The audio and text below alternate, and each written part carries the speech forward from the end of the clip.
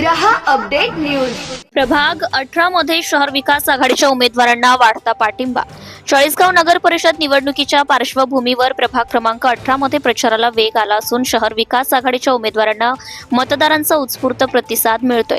प्रभाग 18 मधून दिलीप गणसिंग घोरपडे व सविता सूर्यकांत ठाकूर हे नगरसेवक पदासाठी शहर विकास आघाडीच्या तर्फे रिंगणात असून त्यांचा जनसंपर्क वाढत असल्याचं चित्र दिसत आहे।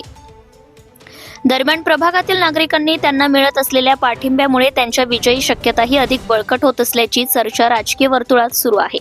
नगराध्यक्ष पदाच्या उमेदवार पद्मजा राजीव देशमुख यांच्यासह नगरसेवक पदाचे उमेदवार दिलीप घोरपडे व सविता ठाकूर यांनी प्रभागातील सर्व मतदारांना कप बशी या चिन्हावर मतदान करून शहर विकास आघाडीला भक्कम समर्थन द्यावे अशी विनंती केली आहे। स्थानिक प्रश्नांना प्राधान्य देत विकासाची गती वाढवण्याचं आश्वासन उमेदवारांनी मतदारांशी संवाद साधताना व्यक्त केले।